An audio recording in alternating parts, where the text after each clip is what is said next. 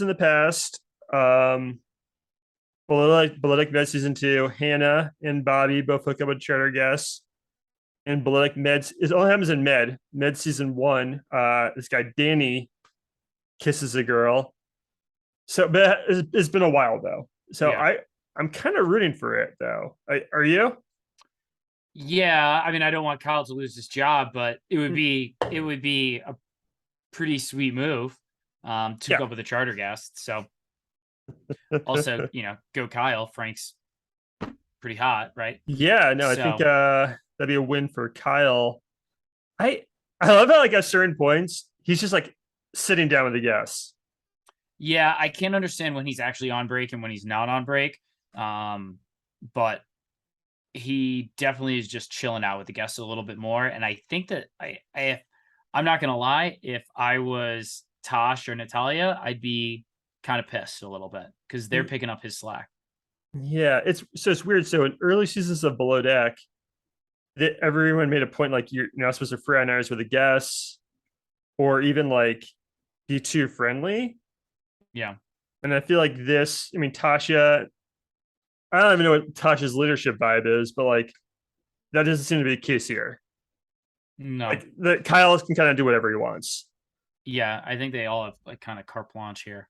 Uh, so the only thing I have more about these guests, Sean, is Jennifer is on the boat too. And she said I know she had a couple lines in this. One of the lines she said, anybody, she's like, I think ketchup. Some people think ketchup and marinara sauce is the same thing.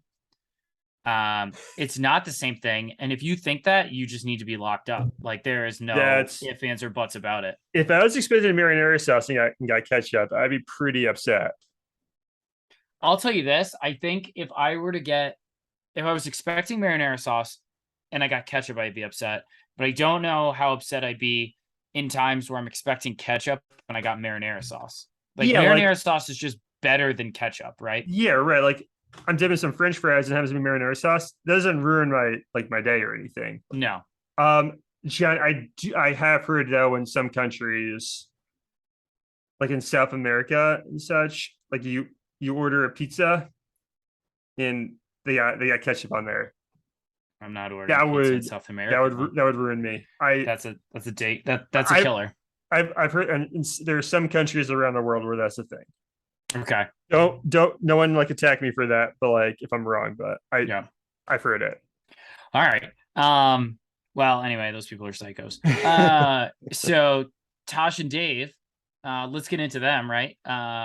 So Tosh kind of starts off the episode trying to talk to Dave and basically saying, it's not like I've been ignoring you while she's totally been ignoring him.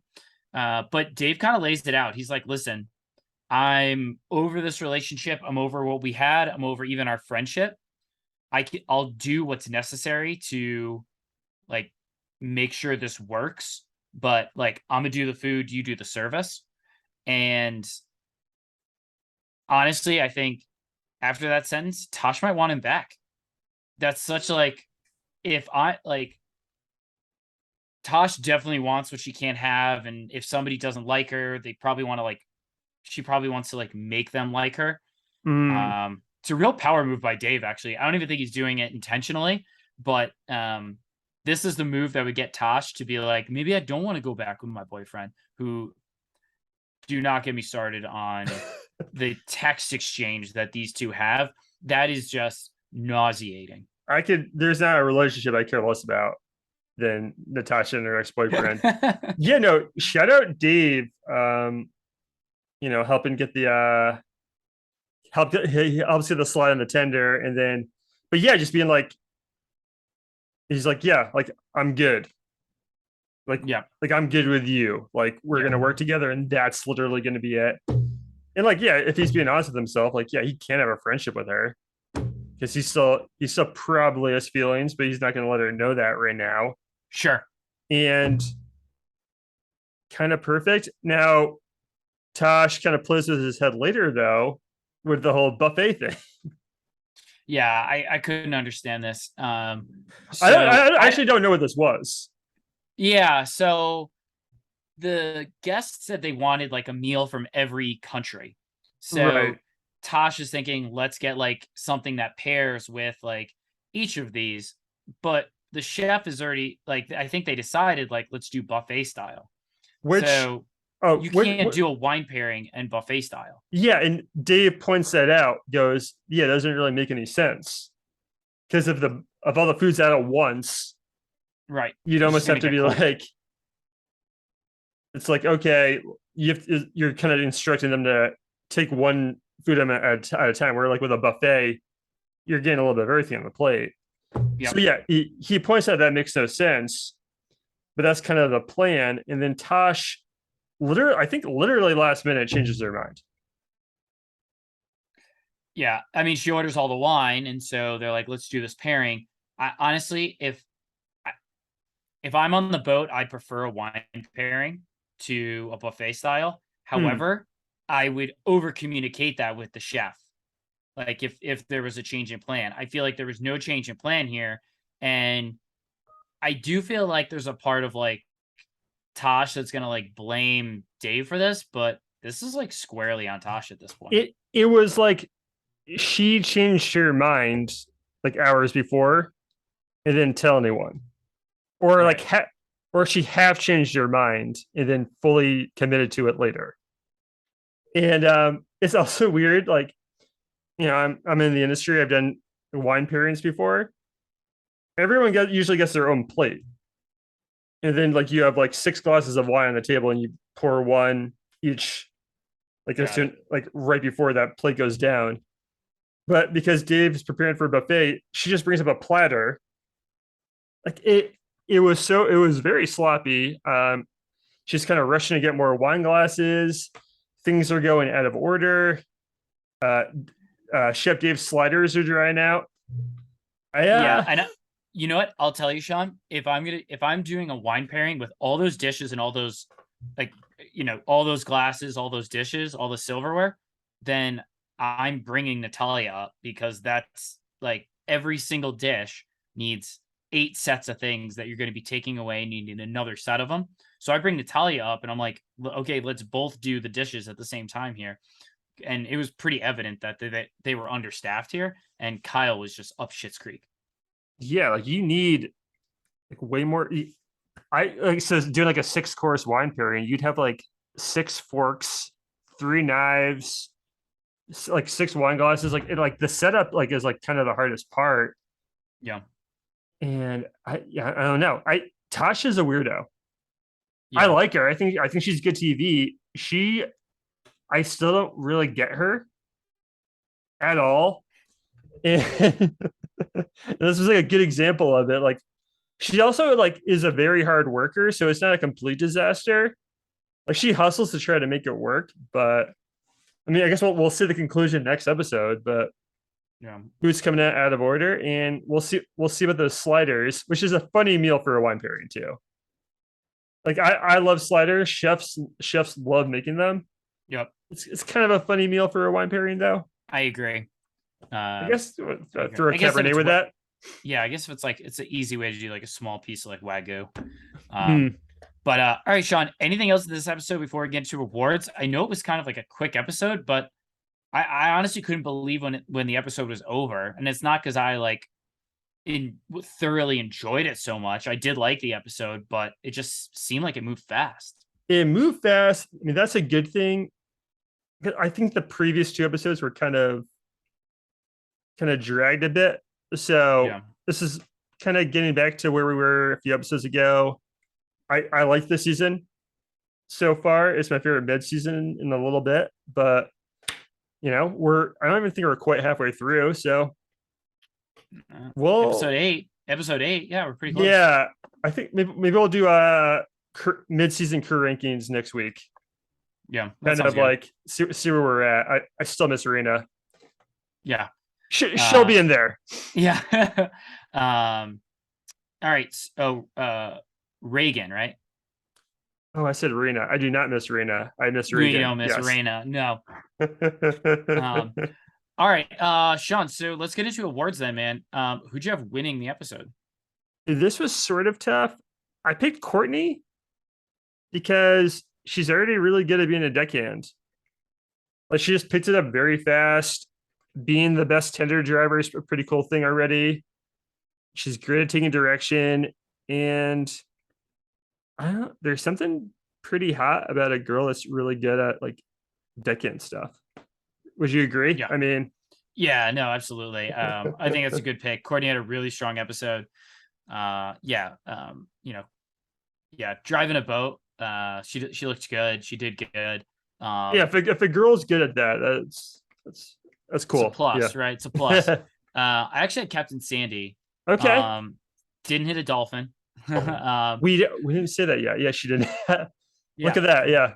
yeah. But no, in all seriousness, like she had a nice moment where she was kind of like teaching Storm about the anchor dragging, Mm. kind of getting Courtney more involved. Female empowerment on boats. And she also had kind of that really weird moment, but made sure to clear things up between Chef Dave and Natasha at the very beginning, which weird timing to come in, but you know what? She showed a lot of leadership skills in this episode. Yeah, that was weird. Also, I mean, but like mid season two, like she said, like this is the first time she said a relationship on board that didn't go well. Adam and Malia didn't go well. Sandy. So I think she said no. I think she was talking about she's had them not go well. okay. All right. I would Yeah, Adam and that Malia makes more was a sense. Yeah. mess. That guy was a maniac. Yeah. Okay. That makes also Hannah and Conrad. Yeah, it's okay. Thank Yeah. you for clearing that up. Yep. All right. Yeah, yeah, no, Sandy, that was weird timing, and I hope it wasn't staged. You can never tell with Sandy because she's so weird on camera that like that just might be like a natural thing of her to do. Yeah. It's like walk in mid combo and like offer her 2 cents. Yeah. Yeah. All right. Who'd you have losing? I mean, Jason, right? Yeah, it's a no Like I said, never seen anyone on this show have less fun. Everything he does is a groan. He's kind of hard to watch, like watch him do anything. It's not funny. He's not charismatic. And that wouldn't be his fault. And like I almost felt bad for him a few episodes ago because like no one was trying to like fuck with him or like, have banter with him. Yeah. But he's just not that nice.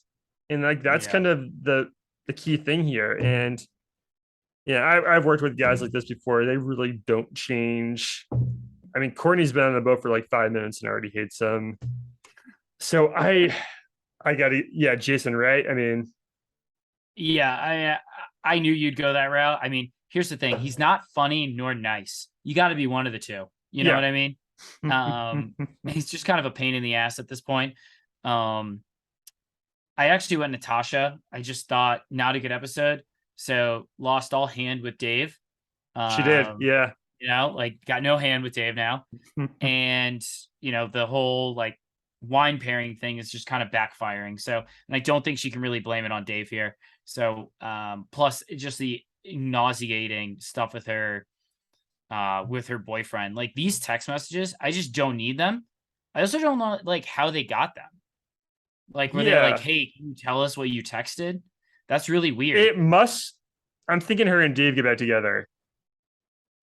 It must be part of the story in some way. Maybe, but it's just like all her texts are just like screaming to her boyfriend, like, "I want you to feel bad for me." Like this Yeah. whole like, "Oh, I work so hard," or "I'm trying the hardest I can," and he's sending these like reassurance, like, "You're the hardest worker I know." Like, whatever. I just know this whole relationship thing is just this. It's so toxic between them. There's no way this works. Yeah, you're right. Because like, we don't get like Jason's text messages to whoever he's talking to ever. Yeah. Yeah. It must like pay off in some way. But John, it's funny that she's like a chief stew and it seems like a good one. She's just a terrible communicator Not in good. all Yeah. ways. Yeah. Like Not good. personal life, like especially with Dave, but then also like professionally too. Just changing her mind, like kind of like right before a dinner about like whether you're doing buffet or served. Yeah, I don't, Yep. odd bird. I'm fascinated to learn more though. Yeah. Well, we'll get another 8 episodes over at least. At Anything least. else, Sean? Anything else, Sean? I didn't really have a question of the week. Uh, John, Labor Day is this weekend. Any plans? Yeah, man, I'm golfing, of course. Golfing, of course. I got out on the boat all last weekend. I think I got out on the boat like 5 times in 3 days. So that was good. And then maybe go for a hike. Enjoy some like last sunsets, but probably get down the golf course a little bit. What about you? I mostly working. I'm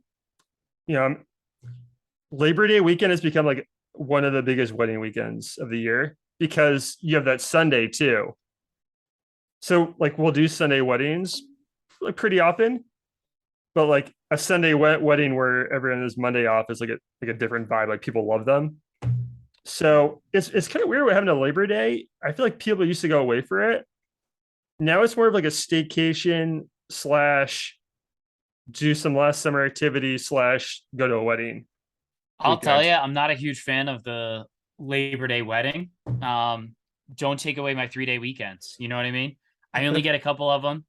Don't take them away from me. So 4th of July, Labor Day, Memorial Day. Those are Don't the have a big wedding. three. Don't have a I wedding on that weekend. I agree. I think more people should have weddings in like pointless months, like April.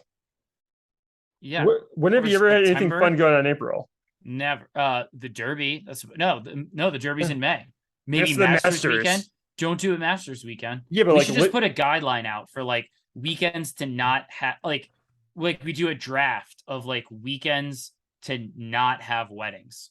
yeah, I just think everyone tries to have a wedding in like September and October, and there's only so many good weekends there.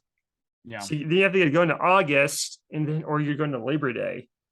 So yeah, my advice to everyone, like April. You're not ruining anyone's anything then. Might get a better rate too. Oh yeah, absolutely. Yeah. All right, Sean. Hey man, halfway through the season, we'll do some new rankings. Take us out here. Everyone, thank you so much for listening. We'll see you next week. Bon voyage.